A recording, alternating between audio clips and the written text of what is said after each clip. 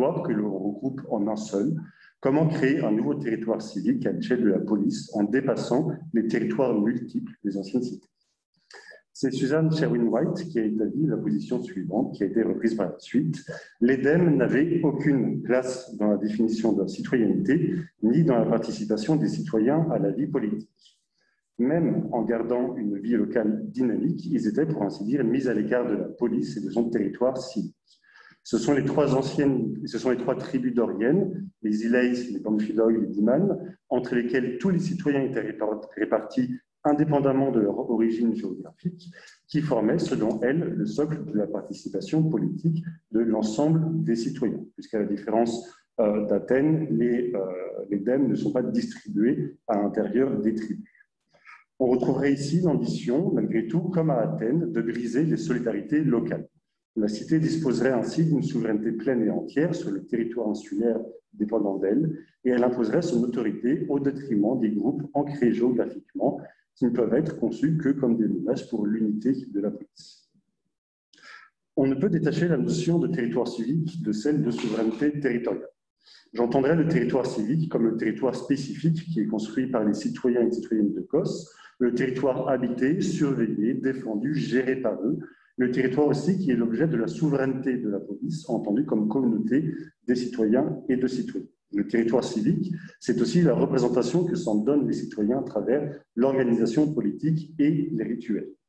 Le cas du Nil est d'autant plus intéressant qu'il nous oblige à dépasser le déterminisme géographique, l'idée d'un territoire naturel.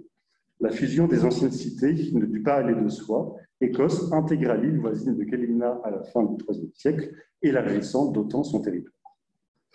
Mais l'utilisation de la notion de souveraineté est également périlleuse. Elle a participé, dans l'historiographie qui utilise ce concept sans réflexivité, à la vision d'une cité comme une entité une et indivisible, imposant sa volonté législative uniformément sur le territoire et ses subdivisions.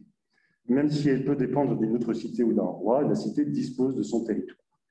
La souveraineté est concentrée entre les mains de la police, et cela, que l'on prenne le terme de police dans son sens institutionnel, le territoire de l'État, ou dans son sens spatial, c'est dans le centre de la cité, le centre urbain, l'Asti, que les décisions se prennent.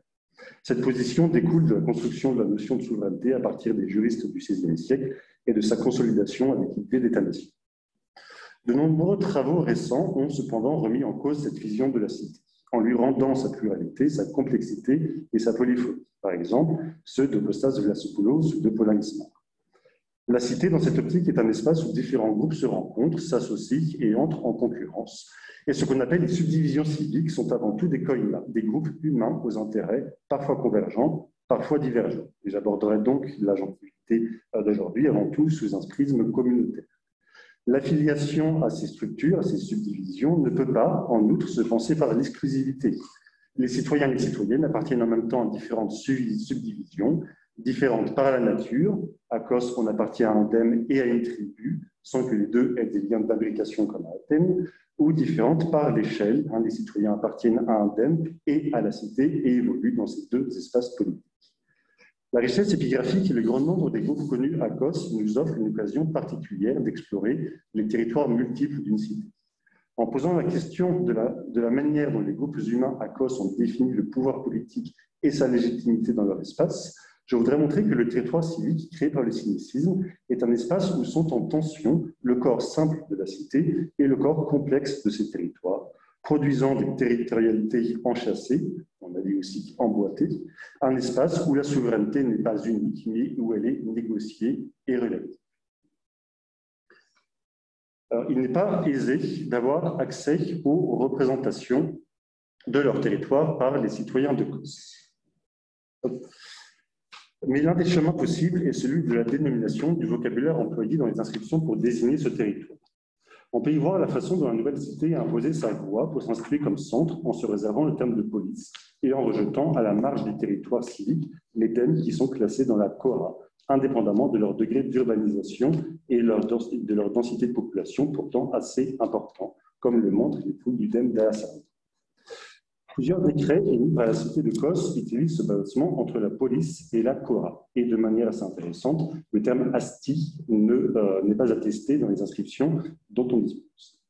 En pleine guerre contre les pirates crétois en 205-204, Cos a construit des navires de guerre, l'un portant la figure d'Asclépios, l'autre d'Héraclès, dans le but suivant, selon le décret qui commande leur protection, Poti Tanphilakan Tonieron, Kaitas Polios, Kaitas Koras, donc pour la défense des sanctuaires, de la police et de la Cora. Dans le domaine religieux, le règlement concernant la prêtrise d'Aphrodite Pontia demande à ce que tous les pêcheurs qui partent ectas polios et les nauclaires qui naviguent peritan Coran payent pour chaque navire 5 drachmes chaque année comme à partir. On retrouve la même expression ectas polios concernant cette fois les emperoi et les naucléroi dans le règlement pour la vente de la prêtrise d'Aphrodite Pandamos, assumée par la même prêtresse. La police qui est mentionnée ici, c'est la ville de Kos, et plus spécifiquement, le port où se situent les deux temples d'Aphrodite. Le péri des armateurs rend l'idée englobante, circulaire du territoire insulaire autour duquel on peut naviguer. Mais si plusieurs dèmes parsèment le territoire de Kos et son importante unité urbaine, ils sont tous inclus dans l'appellation générale de Cora. Les dèmes eux-mêmes reprennent ce type de représentation, mais ce qui est intéressant, toujours avec de légers déplacements. Après la période périlleuse pour Kos entre 205 et 201, pendant laquelle l'île non seulement fut obligée d'affronter les pirates crétois, mais aussi, par la suite, les troupes de Philippe V, le dème d'Alasarna entreprend de remercier ceux qui ont participé à la défense de l'île et du dème en leur votant des décrets honorifiques. Teuclès, fils d'Aglaos, l'un d'entre eux, est remercié car il a fait voter des décrets à Kos quand les ennemis ont attaqué en masse avec des lemboy et d'autres navires, notre police et notre Cora. Une de ses autres décisions a été de libérer les démotes d'Alasarna de leur charge d'assurer la surveillance de la police afin qu'ils aillent occuper les fourriades situées chez eux, c'est-à-dire dans leur dème Idion Topone. Il a ensuite réorganisé l'infanterie et la cavalerie pour se défendre des incursions ennemies qui ont lieu est en Cora. Dioclès, fils de Damas, l'alter ego de Teuclès, est remercié lui aussi parce qu'il a défendu le Péripolion et les habitants de la Cora et parce qu'il a défendu la Cora contre les dommages des ennemis. Dans ces contextes, l'interprétation du terme Cora est difficile car il est, selon moi, polysémique. La Cora mentionnée, lorsqu'elle est mise en regard avec la police, dans les exemples de Teuclès, désigne le territoire de l'île sur lequel Alasarna se trouve. Et la police, c'est la capitale de Kos. Mais la Cora, utilisée pour parler des incursions des ennemis contre le Péripolion et la Cora chez Dioclès, est plus ambiguë. Et le Péripolion, pour Christophe Schuller qui a analysé ce terme, peut désigner le dème urbain conçu lui-même comme une forteresse, comme un beau fortifié, comme Ramnonte ou Soumillon, et pas simplement une forteresse située dans la Cora d'Alasarna. La Cora est ici définie par rapport au centre d'Alasarna, le Péripolion. Cette différence d'utilisation du terme Cora dans deux décrets similaires et contemporains pourrait s'expliquer peut-être par une origine différente des deux hommes. Teuclès est originaire du dème d'Ismos, donc un autre dème, et Dioclès est originaire, lui, d'Alasarna. On utiliserait avec Teuclès le vocabulaire de la cité et avec le second, avec Dioclès, le vocabulaire local, un vocabulaire défini sur le point de vue non pas de la cité, mais du dème, sans rompre pourtant trop manifestement avec le vocabulaire civique. Cette même ambiguïté volontaire se retrouve dans le décret de réenregistrement des citoyens du dème d'Alasarna, sur lequel je reviendrai plus tard. Ce décret demande, afin d'assurer la publicité de l'opération, au Napoyaï chargé de l'enregistrement, de placer dans la police des annonces sur l'agora là où ce leur semblera approprié, dans le dème, Entodamo. Après avoir fait transcrire ce décret sur une tablette blanchie, ils l'exposeront toute la journée. Au couple police-agora, donc dans la capitale de Kos, s'oppose le seul Entodamo, une manière de désigner à la fois le dème d'Alasarna et le centre urbain de ce dème, dans une autodésignation qui ne s'oppose pas pour autant au statut officiel d'Alasarna, qui est toujours impérieux. Enfin, il est intéressant de parler ici de l'île de Kalimna, qui fut intégrée à Kos à la fin du IIIe siècle, par un processus dit d'homopolitie, à l'issue duquel Kalimna devint un dème de Kos, à l'égal d'Alasarna ou d'Ismos. Dans un décret honorifique pour les Andros, fils de Phoinix, pris par le dème de Kalimna, contemporain des décrets de Dioclès et de Teuclès, on parle d'ennemis, ici les Crétois mirapitniens, qui ont mené des opérations maritimes contre la police, la Cora et l'île des Kalimniens.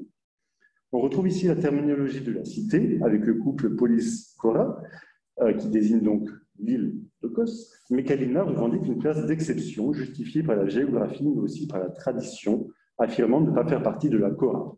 Cependant, Kalina utilise le terme de Nassos et non de Damos pour se désigner dans ce triptyque. On reste dans le domaine géographique et non pas institutionnel. Avec cette opposition police-Cora, on peut bien dire, en prolongeant l'une des définitions de l'État qui a été proposée par Pierre Bourdieu, que celui n'a pas simplement le monopole de la violence physique légitime, comme le disait Max Weber, mais aussi celui de la violence symbolique, mettant en ordre la réalité et organisant la perception du monde suivant son propre point de vue. La cité de Kos est celle à partir de laquelle on pense l'organisation du territoire de la cité. Il y a la police, il y a le reste, la Cora. Mais les DEM ont dû adopter ce point de vue, preuve de leur appartenance à la police, à cette nouvelle cité après le cynicisme. Mais ces DEM peuvent, par des jeux de résistance au pouvoir ou de contournement, voire de résilience, proposer de légères alternatives afin de laisser filtrer leur propre mise en mots de la cité. L'agora d'une police n'est pas seulement un lieu politique, religieux et économique, il est aussi un lieu de représentation, de la représentation que la cité donne d'elle-même à travers monuments et rituels. L'agora de Kos est l'une des plus grandes du monde grec. Aménagée immédiatement après le cynécisme, elle connut une monumentalisation splendide dans la première moitié du IIe siècle. Sa place centrale, d'une superficie de 10 000 m², fut par exemple entièrement dallée de marbre. Deux inscriptions nous font voir comment la cité de Kos représente spatialement sur l'agora la diversité et l'unité de la cité autour des tribus d'Orient. Le premier rituel est la fête en l'honneur de Zeus Polios qui se tient les 19 et 20 Patromios en mars. Elle est connue grâce à un calendrier religieux particulièrement détaillé mais complexe à interpréter. Datée des environs 350, c'est une des rares inscriptions de Kos du IVe siècle décrivant la vie de la cité immédiatement après sa fondation. Cette fête met en jeu à la fois l'unité de la cité et la diversité de ses composantes. On y voit toute une série de subdivisions qui participent à la fête. La pierre est cassée en haut, et je vous ai mis la première partie de cette inscription, et nous fait commencer in medias res avec la procession qui est dirigée par le prêtre de Zeus Polios, certainement, les hiérophylakès et les archeantes qui sont disposés cataphilas par tribu. Les hiéropes et les héros arrivent ensuite, disposés, eux, par Kyliastis, conduisant 9 bœufs, un bœuf de chaque énata, les enta des, un nom qui n'a pas été conservé, des pastémédailles protoi, des nocida. Cette procession s'arrête dans un espace adjacent à l'agora, puis chaque tribu, alternativement, en commençant par les Pamphiloi, puis les Ileis et enfin les Limanes, amène chacune 3 des 9 bœufs sur l'agora pour qu'ils soient présentés au prêtre en vue du sacrifice. Si aucun bœuf n'est choisi, on répète l'opération à 3 reprises, avec à chaque fois 9 bœufs différents. On arrive donc à un total de 27 bœufs qui peuvent être présentés. Si aucun bœuf ne convient toujours, ils choisissent alors un bœuf de chaque Kyliastis, ils les mélangent au bœuf déjà refusé et directement, ils en choisissent un pour le sacrifice à Zeus Polios. Le règlement poursuit la description de la fête, qui concerne aussi les stia, qui s'achève par le partage le lendemain, par le partage des parts sacrificielles entre un certain nombre de groupes et de gens.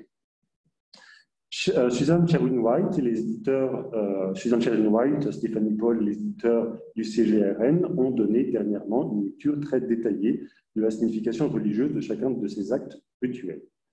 En ce qui concerne les aspects politiques de la fête, on a insisté sur son caractère fédérateur, comme le dit Stéphanie Paul, un caractère fédérateur relié à l'épiclèse de Zeus Polios.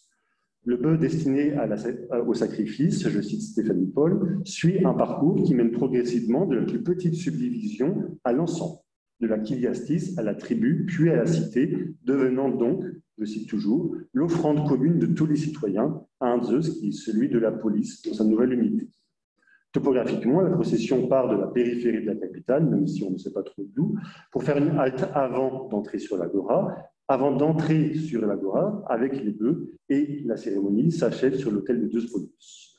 La cité dépasse ainsi toutes ses composantes qu'elle englobe et qui existent pour elle dans une logique hiérarchique. Si la logique unitaire et fédératrice ne fait pas de doute dans l'ensemble, il ne faut cependant pas laisser à l'excès les relations entre les différents groupes et la cité, ni établir une topographie des groupes trop figée. Les imbrications des groupes les uns dans les autres sont peu claires pour nous, notamment les relations entre les tribus, les Kyliastis et les Zénatons. Ici, un schéma qui représente la réinterprétation de Suzanne Sherwin-White, dont l'interprétation a fait autorité. Pour elle, les Chiliastis sont la même chose que les Enata et sont des subdivisions des tribus à raison de 3 par tribu. Chacune des 3 tribus comprend donc une Chiliastis qui s'appelle Passilidae Protoi, Nostidae et un 3e nom disparu. La différence d'appellation entre Enata et Chiliastis serait une différence de point de vue. Selon Suzanne Sherwin-White, il y aurait le point de vue de la cité. Du point de vue de la cité, les Enata sont un 9e de la cité. Selon celui des tribus, il correspondrait à une base numérique originelle correspondant à 1000, indiquant un nombre de 1000 sur la signification duquel Suzanne Sherwin-White ne s'avance pas. L'ensemble de la population est réparti entre les 3 tribus, puis entre les 9 Chiliastis ou Enata, assurant ce que Suzanne Sherwin-White appelle l'intermixture of the crown population, détachant chaque citoyen de son ancrage local pour l'affilier uniquement à la cité. Cette interprétation me semble problématique sur plusieurs points. Le premier, c'est cette différence d'appellation entre les Enata et les Chiliastis. Il n'y a pas, à ma connaissance, d'autres exemples de ce type en Grèce, de double appellation. La cohabitation dans un même texte de 2 vocables différents, alors que le calendrier est rédigé par la cité et non pas par la tribu, rend la chose plutôt improbable. Il n'y a en fait, en relisant bien ce rituel, aucune indication dans le texte qui suggère une assimilation entre Chiliastis et Enata. Ceux qui défilent au début du texte, cataphilas, ce sont uniquement les archéontes qui sont connus par ailleurs à cause comme les chefs des tribus. Il n'y a qu'un seul prêtre de Spolos. Les Hieropes et les héros, eux, qui défilent après, sont organisés catachiliastis. Mais ce n'est qu'ensuite que les 2 sont menés, ayant été choisis ex enatas, sont menés avant l'agora, sans lien avec ce qui précède. Et ensuite, quand on va sur l'agora, ce sont les tribus qui reprennent la main de tous ces 2-là. D'un autre côté, certaines subdivisions civiques sont absentes de la fête de Batromios, comme les Triacadas et les Pentecostis qui sont mentionnés dans les décrets d'octroi de la citoyenneté au IIIe siècle, dont vous avez un exemple ici. Et dans quelques règlements rituels du IIe siècle avant notre ère, tandis que les Chiliastis et les Enata sont absents de ce type de documents. On ne les retrouve d'ailleurs plus jamais. Une autre absence est à noter, celle du monarchos, le magistrat éponyme de Kos, la plus haute magistrature religieuse de l'île. On le voit, ce texte comporte bien des mystères. L'objectif est bien, malgré tout, de réunir tout le corps civique autour de l'agora, d'une manière représentative, autour d'une même procession et autour d'un Zeus Polius rassembleur, en consacrant la prééminence des tribus, les seules susceptibles d'être présentes sur l'agora. Ce règlement religieux est la preuve d'une tentative de mise en ordre des différentes composantes de la cité par la police naissante et un essai de hiérarchisation de ces groupes. Mais l'apparition de la documentation plus tardive de certains groupes comme les Triacadas ou les Pentecostis, comme la disparition d'autres groupes comme celle des Chiliastis ou des Enata, doit nous alerter sur l'aspect anhistorique que le donne parfois à l'organisation publique des cités, qui est pourtant susceptible d'évoluer à mesure des négociations entre groupes. Ce n'est pas figé. Le rôle prééminent des tribus se retrouve également dans un second rituel, celui qui est destiné à recueillir le serment des citoyens lors du renouvellement de l'homopolitie avec Caligula dont j'ai parlé. Selon le décret qui commande ce serment, tous les citoyens de l'île de Kos doivent prêter le serment sur l'agora devant 6 citoyens désignés à raison de 2 par tribu. En même temps, on envoie une personne par tribu à Caligula pour recueillir le serment des nouveaux citoyens qui résident là-bas. L'agora est ainsi un espace centrifuge, donnant comme rôle principal aux tribus de représenter, aux yeux de la cité et des dieux de la cité, l'unité de la cité. Dans ces rituels, les voies des territoires multiples sont écartées. Mais il y a des brèches. La situation géographique de Caligula, dans le serment, impose une sorte de projection de cause vers Caligula pour la prestation de serment et donc la reconnaissance d'une particularité territoriale. C'est plus facile d'organiser le serment de cette façon. Je rappelle également, deuxième brèche, que dans le décret de la Sarna organisant le réenregistrement des citoyens, on dispose qu'une annonce sera publiée sur l'agora de Kos. Il faut ainsi imaginer cette agora, pleine d'annonces de toutes sortes de la part d'Édem, qui mettent sous les yeux des citoyens et des citoyennes, en plein cœur politique de la cité, la pluralité territoriale de Kos à côté des tribus d'Orient. Il est temps maintenant de s'éloigner de l'agora pour aller voir l'Édem et évoquer la part de souveraineté qu'il détenait au sein de la police, dans ce qui peut ressembler à un millefeuille de souveraineté territoriale. On ne peut se contenter de dire que le cynicisme a été opéré contre les Dèmes et que la cité s'oppose à ces territoires qui représenteraient une menace centripète permanente. Les inscriptions nous montrent au contraire que les Dèmes ont de nombreuses prérogatives au sein de la cité et disposent d'une place centrale dans le fonctionnement de la citoyenneté qui acquiert ainsi une assise territoriale. Si les tribus assurent une fonction de représentation de l'unité de la cité, ce sont les Dèmes qui contrôlent l'accès et les droits à la citoyenneté. C'est ce qui se passe aux alentours de 180, après l'intégration de Kalimna et après les guerres contre les pirates et Philippe V, pendant lesquelles la cité a dû mobiliser largement pour sa défense, en intégrant dans son armée non seulement des citoyens, mais aussi des notables, des étrangers et même des esclaves. Le temps, une vingtaine d'années après s'étant troublé, le temps est alors à la remise en ordre des listes civiques pour contrôler les droits des uns et des autres. On voit alors, de manière strictement contemporaine, quasi similaire, trois Dèmes, Kalimna, Ismos et Alasarna, procéder à un réenregistrement de leurs citoyens. Dans les trois Dèmes, mais il me semble justifié de penser que cela s'est passé de la même façon dans les autres Dèmes de Kos, mais on n'a pas retrouvé ces listes-là, on procède au recensement et affichage des noms des démotes qui appartiennent aux Dèmes.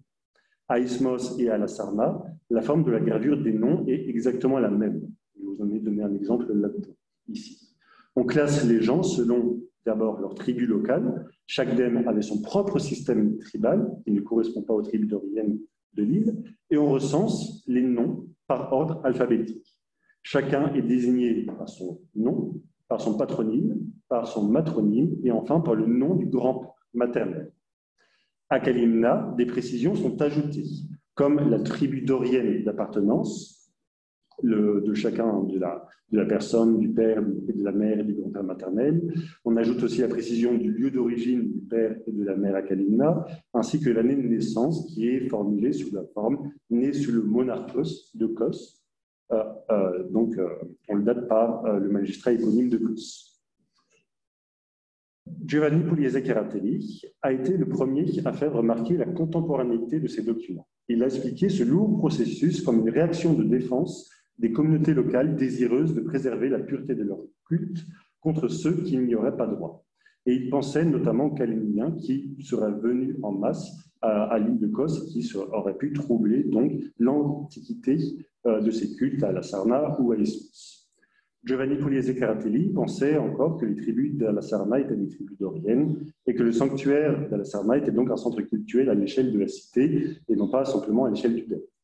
Mais les tribus qui sont mentionnées dans le décret de la Sarna sont bien les tribus locales internes à la Sarna, et le sanctuaire d'Apollon de la Sarna n'est ouvert qu'aux habitants du Dème, à ceux qui l'ont droit. Il n'y a pas lieu de craindre un afflux de Calémniens. De plus, le savant italien faisait une distinction trop nette entre le religieux et le politique. S'il y a bien un objectif religieux derrière cela, la question relève aussi du territoire civique de Kos. Et cela renvoie aussi à la question que l'on vient d'évoquer des sanctuaires dans la péri-intégrée de Rhodes, mais plus largement dans la cité de Rhodes, où les sanctuaires sont aussi au centre de la définition des Dèmes de Rhodes. C'est un mouvement global qui a été lancé à l'échelle de la cité, qui désire procéder au réenregistrement complet de l'ensemble de ses citoyens. C'est la seule explication que l'on peut donner à la contemporanéité de ces documents et à la similitude de l'inscription des noms. Pourquoi cette initiative de la cité?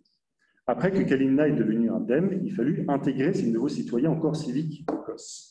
Les guerres de 205-201, par ailleurs, ont dû retarder le processus et ajouter de la confusion en détruisant un certain nombre d'archives, notamment à la Sarna. Le décret exprime bien que l'on recense ces citoyens, qu'on fait une regravure parce que le document n'est plus lisible.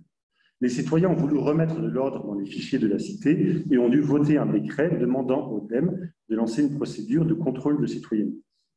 C'est la cité qui définit les critères de citoyenneté, oui, mais ce sont les Dèmes qui mènent cette procédure, comme à Athènes où les Dèmes sont chargés du lexerkikon grammaticum. D'ailleurs, le décret d'Alasarna indique bien que les archives seront conservées dans le Dème.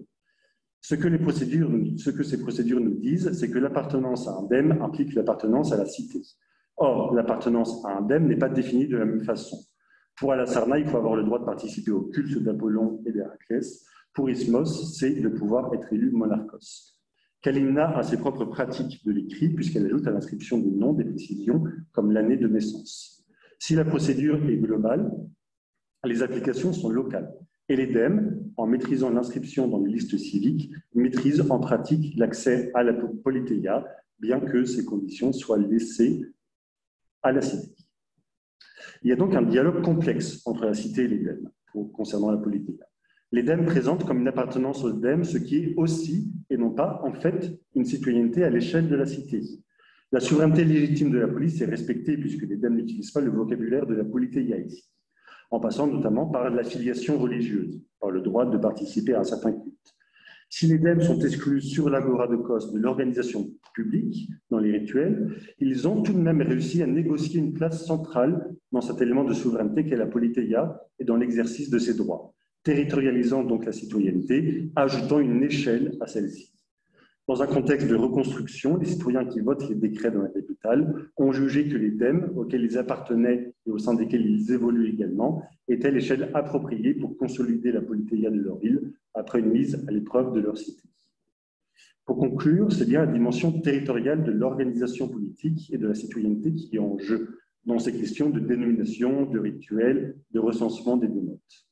Dans l'organisation politique de Kos coexistent deux systèmes, l'un qui crée un territoire civique un et indivisible, groupé autour de la polarité police-Cora, c'est celui des tribus d'Oriel, et l'autre système qui prend en compte l'histoire de la cité de Kos et confère aux DEM, aux anciennes cités, à des entités territorialisées, une part dans la souveraineté politique. Dans ce dialogue constant, les événements et les objectifs vont varier les rapports de force. Après l'épreuve qui est remise en cause le fonctionnement de la cité à la fin du IIIe siècle, parce que les DEM ont dû assumer une grande partie de leur défense et se sont emparés ensuite du contrôle de la citoyenneté, la cité de Kos accepte l'idée d'une cité composite et de territorialité enchâssée, une cité pluriscalaire que l'on voit fonctionner également quand on étudie le territoire des élites distribué entre le DEM et la capitale. La police est certes un horizon, mais si les citoyens lui reconnaissent une souveraineté plus forte, ils agirent politiquement aussi pour maintenir les prérogatives de leur territoire local. Merci de votre attention.